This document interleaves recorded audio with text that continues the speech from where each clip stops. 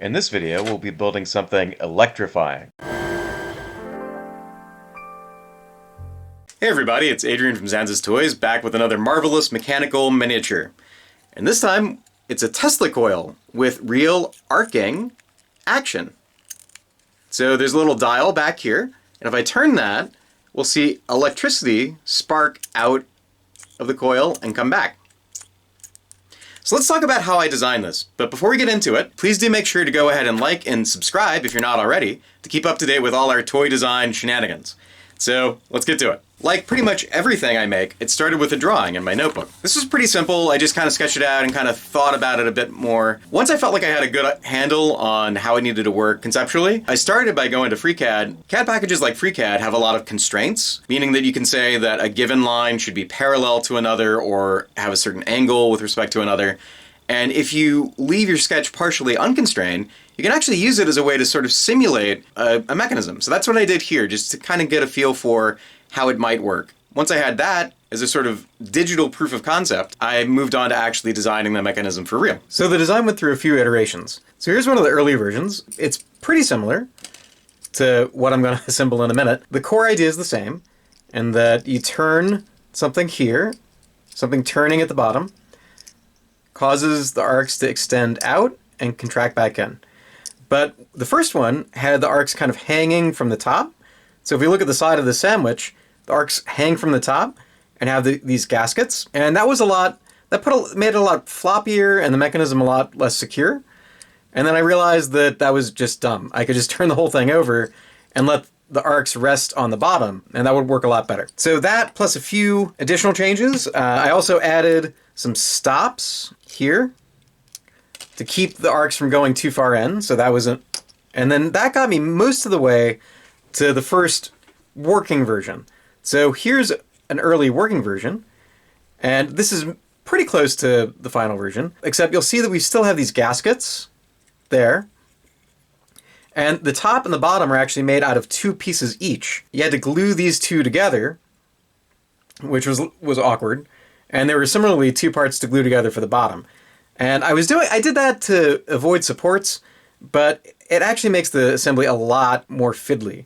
Especially because I also had these terrible tiny pieces that were really, really annoying to assemble, but they had to fit just so, like that, to hold the thing together. That led to this, which works, but is a lot fiddlier to assemble and has these kind of unsightly washer-like parts hanging off the bottom. And I was actually really happy with this. It worked, it was a fun toy, and I meant to make a video of it back when I had this version, but I put it aside for a really long time, sat on it, and when it came time to actually document this project, I realized I just couldn't stand how fiddly this was. So I made this version, which has 6, I think, fewer parts. The top and the bottom are a single piece each. There's no more washers or gaskets, and the side piece that holds the two together is integrated into the bottom. So same principle. You turn a thing here, and it extends the arcs out and contracts them, but it's much easier to assemble. Okay, so here's all the parts we'll need. We have the 2 parts of the housing. We have 2 of the arc pieces. These are both the same, so just print it twice. We have the shaft, which will transmit motion up through the column. We have the 2 main parts of the coil itself, which stack on top of each other. Make a little sandwich. We have a couple of parts that we'll get to in a minute that make the motion work. An input dial, and the column itself. These are the colors I recommend using. Black for the housing, a nice silvery color for all these parts, blue for the arcs. This actually doesn't matter, but I printed it in blue just for fun. And if you've got a nice copper for the column, that's perfect. We'll also need a few additional things. We'll need a little bit of filament to serve as axles. So you'll want to use silver or gray if you've got it. Snippers, super glue. And this is totally optional, but I've been getting a lot of use out of this tool. I got it really cheap on Amazon. I think it was about $6 or something like that. It's meant to put holes in plastic, but it's a really, really nice way to clean out holes in 3D prints. And you can see that it goes from 0 to 14 millimeters, which is just about perfect for most of the things I work on, at least. So totally optional, but really nice to have. I'll have a link down below, not an affiliate link or anything, just I'll have a link to where to get this if you'd like to get one for yourself. Okay, so first things first, we have some things that are gonna need to set up a little bit. So I'm gonna start by prepping the arcs. So there's 2 holes, and we want both holes to end up with some filament going through and super glued tight. So I'm gonna start by just snipping some filament to give it a nice sharper edge so it'll go through easier. And I'm gonna work that through. There we go. You want this to be straight, but it's actually easier to do that once it's been pushed through. So I'll push it through, bend it backward a little bit to get it nice and straight there. And then what I wanna do is add a little bit of super glue right to where they meet. So I'll just put a little drop there. And then I wanna kinda pull the filament out a little bit and then push it through. Takes the super glue and make sure it gets down in between those 2 things. So that's cool. That's 1 down. And I'm just gonna do the same thing 3 more times. Once more for this hole, and then do the whole thing again for the other arc. So that's what we should have at the end of that step, is an arc with 2 bits of filament sticking through the holes. So I'll do that again. Okay, so there's the 2 arcs. And I'm gonna put those aside to let the super glue set up. If you do end up needing to open up these holes a little bit to get the filament through, be sure to really sneak up on it because you want this to be tight. This should be permanently affixed. So I'll put those aside and let them set up. Now I'm gonna take this tiny, tiny little part. And if we get real close, you can see that it's a square. So that's a key part of this whole thing, is that this part has a square. So it can be gripped by this part. So if you look inside there, you'll see that it's a square hole. So that'll fit on top and transmit rotary motion. What I'm gonna do is just start by putting some filament through this. And I'm not sure how it'll come out on your printer, but at least for me, this is usually very tight. So this tool comes in really handy. And again, I wanna make sure that I kind of sneak up on the proper diameter of hole. I definitely don't want this to be loose fitting. It might be helpful to get some pliers.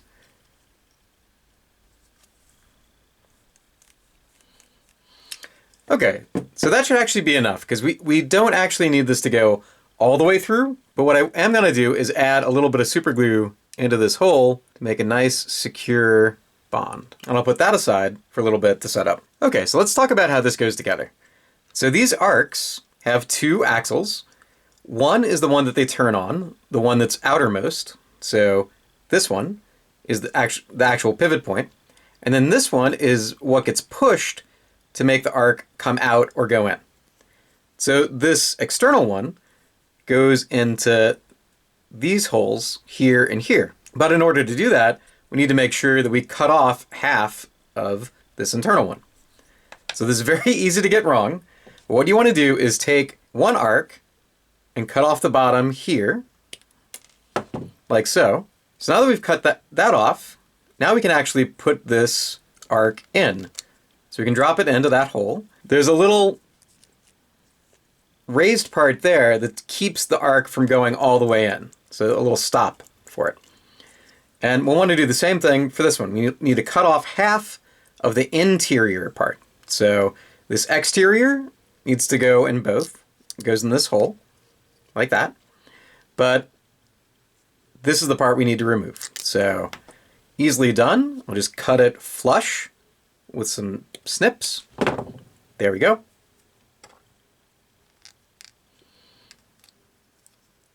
Now we have that. So our arcs can come out like that and then go in. And what's going to make them do that is this part. So this part fits over like so. And it's actually probably easier to demonstrate if I just do it like this. So here we've got the arcs extended, and if I turn them in, you'll see that this part has rotated. So now we're ready to bring this back.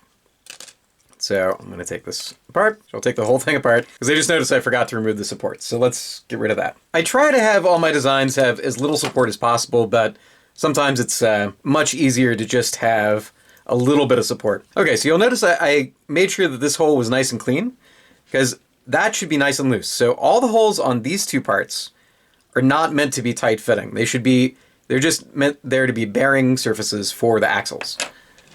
So now what we want to do is take our filament with our little square nut on the end and feed it through. I'll put my arcs back on, like so. This is just entirely too much filament, so I'm going to trim this a bit.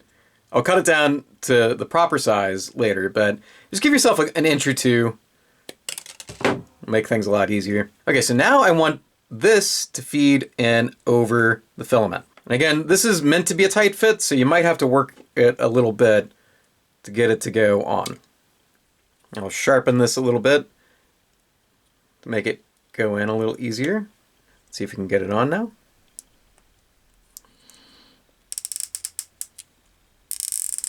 There we go. Okay. Something that's definitely making this harder than it would otherwise be is it's very, very cold tonight in San Francisco. So my fingers are not having a great time with this. Okay, so that's what we want. It's not quite there yet, but now that I've got these parts kind of hooked up, you can see how this works. So what I'm going to do is hold this part down here and turn it. And that's what provides the motion. So turn it one way and it extends out the arcs, turn it the other and it brings them back in. Really simple mechanism. Definitely took a lot of prototyping to get this down, but it's essentially not very complex at all.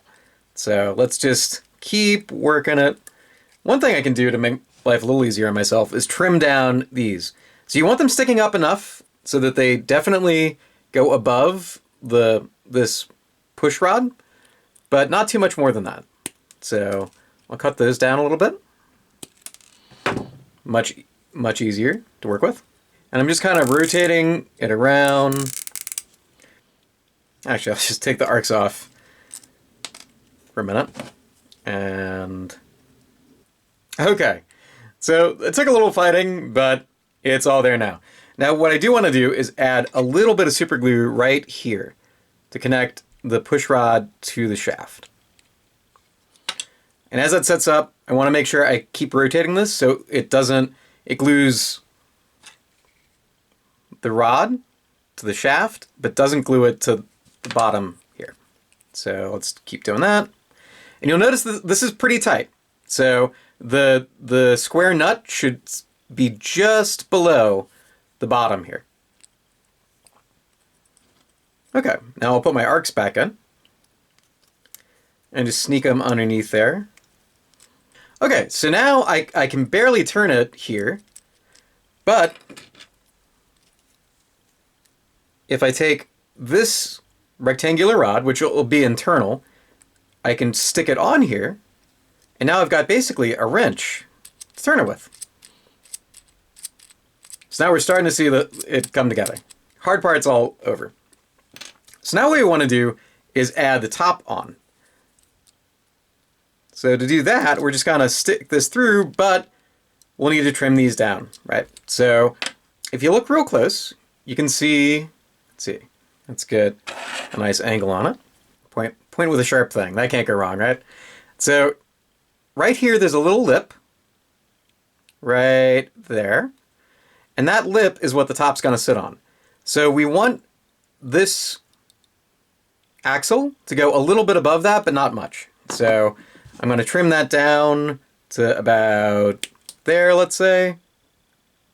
And about there.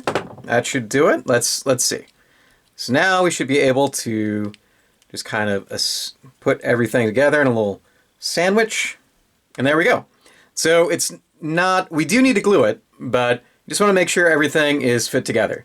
So we should have some axles sticking out, but we'll correct that in just a minute. First, we want to make sure that we get a nice good bond of super glue here and here, right? So we'll take this up a little bit, get a nice drop right there and there, and give it a good squeeze and hold for a little bit. In fact, I'm just going to add a little extra Soak in that joint.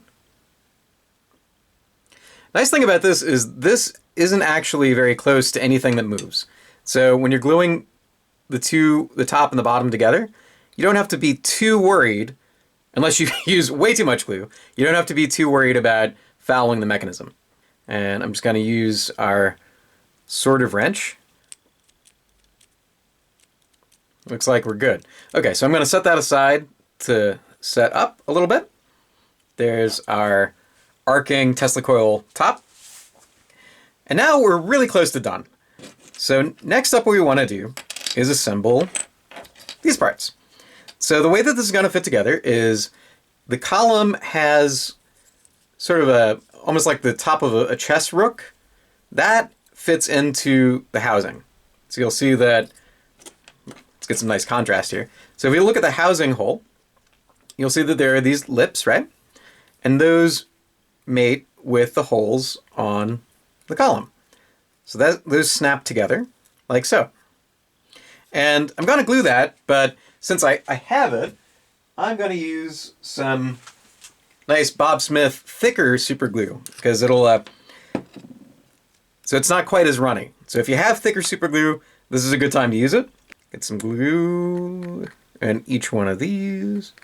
I'm also going to put a little dollop on the parts of the housing. Let's stick in like so. Okay. I'll hold that, let that set up a little bit. So what's going to happen is this part, let's look at this a little closer. So this is the part that you actually manipulate with your finger. And it also has a square nut, so which this also fits onto. And then it just fits over the peg on the bottom of the housing, which I know is a little hard to see because black plastic isn't the most photogenic, but there we go. So you can see that there's a peg there, right? So this sits onto that peg and sticks out, and then as you turn this, it turns this, which in turn turns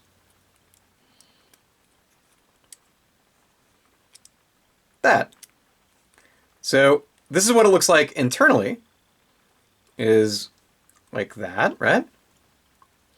And then this will run through the nice copper column we've got. Okay, so we've got that setting up nicely. And what we want to do is just glue that together. So there's a few different ways you could do this. I think what I'm going to do is go ahead and actually glue it at the bottom. So I'll put a little super glue in here. So glue that together and let that set up.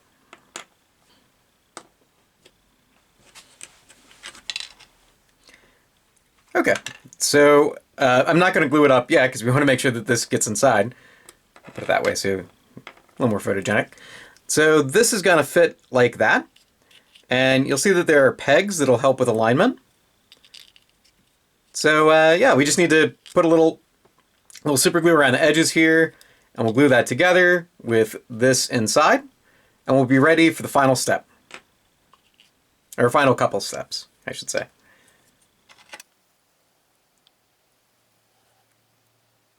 Okay, so I'm going to drop this into there. Should be fine. That'll be fine. And this will kind of self-align a little bit as we glue it together. So just make sure that this peg is a little more towards the back. There we go. Should be it.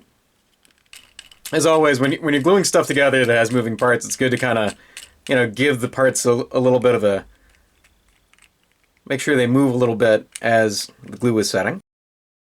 Okay, while that's setting up, I want to do a little final trim to this, so just give it a little bit of a haircut. So what I'm going to do is just flush cut all the axles that are sticking out. So snip, snip, and snip. And there we go. There's the top of our Tesla coil, all ready to go. And then what we'll do in a second is basically just snap these things together.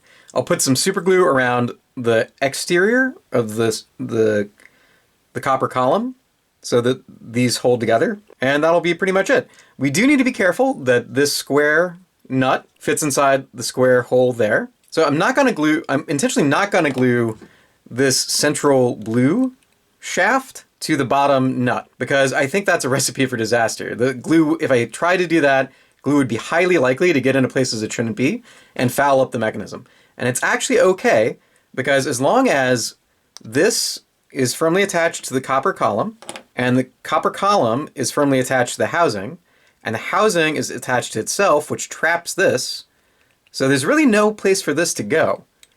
Especially because this is glued to our dial here, right? The central shaft can't fall out.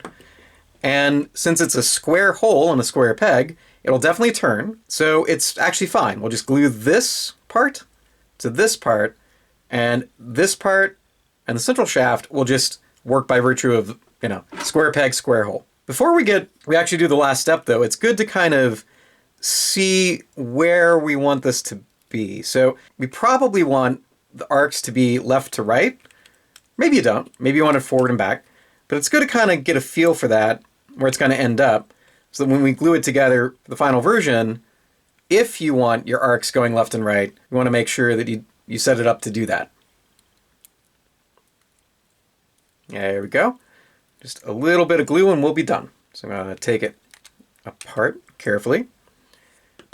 And this is another situation where thicker super glue is better. It's a little more easier to control. Because what I want is this to be just on the outside here. So just on the outside. And I'll carefully put the square peg into the square hole.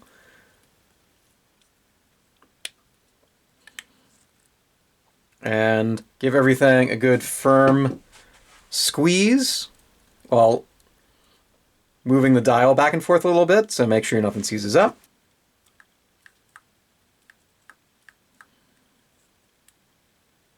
So there it is. 1/18 scale-ish Tesla coil. It's maybe a little bit big for 1/18 scale figures, but Tesla coils actually come in a wide variety of sizes. There's ones that, real-world ones, that are almost this small, and there's ones that are big enough to, be taller than a person. I think this is perfectly fine. It's just small enough to make sense with figures, but it's still big enough to have this mechanism and not be a complete nightmare to put together. Thanks for watching. I hope you enjoyed it. I'll have a link down below to the files. Also, if you liked this, you'd probably also like our toy oscilloscope. So I'll have a link to that video over here somewhere. As always, thanks so much for watching, and I'll see you in the next video.